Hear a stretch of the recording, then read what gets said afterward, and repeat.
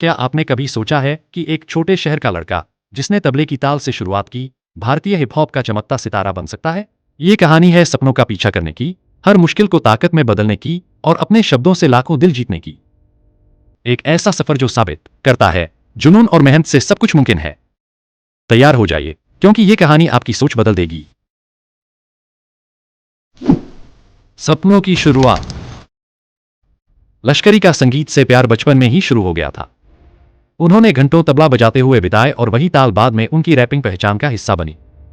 वो सिर्फ संगीत प्रेमी ही नहीं, बल्कि एक होनहार छात्र भी थे। ओएसिस कॉन्वेंट हाई स्कूल में पढ़ते हुए उन्होंने हमेशा अपनी कक्षा में टॉप किया। लेकिन इस आदर्श जीवन के पीछे एक ख्वाहिश छिपी थी, परंपराओं को तोड़कर अपनी असली पहचान ढूंढने की। हम में से कई लोग उस स्थिति से गुजरे हैं जहां हमें करियर और अपने पैशन में से एक को चुनना होता है। लश्करी ने भी इसी कशमकश का सामना किया। उन्होंने bachelor of computer application (BCA) की पढ़ाई शुरू की, लेकिन उनका दिल संगीत में बसा हुआ था। जब बाकी लोग डिग्री का पीछा कर रहे थे, तब लश्करी बीट्स का पीछा कर रहे थे। उन्होंने कॉलेज छोड़ने का एक बड़ा और साहसी फैसला लिया। इंडियन रैप सीन में चुनौतियां। लश्करी का रास्ता आसान नहीं था। इंदौर जैसे छोटे शहर से आकर भारतीय हिप हॉप सीन में कदम रखना एक बड़ी चुनौती थी।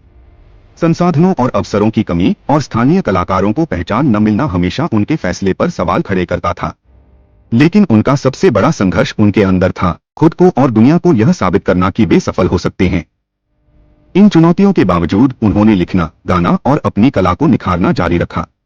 उनके गाने उनकी जिंदगी और समाज की सच्चाइयों की झलक देते हैं। देसी हिप हॉप में अपनी पहचान बनाना।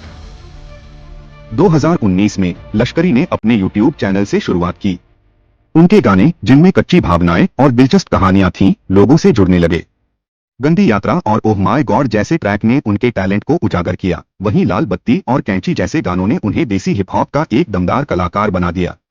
नैजी और रफ्तार जैसे कलाकारों से प्रेरणा लेते हुए लश्करी ने अपनी खुद की अनोखी शैली बनाई।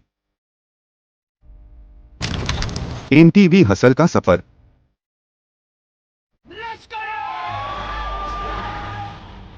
लश्करी के करियर का सबसे बड़ा मोड़ 2024 में आया, जब उन्होंने MTV हसल सीजन 4 में भाग लिया। इस मंच ने उन्हें राष्ट्रीय पहचान दिलाई।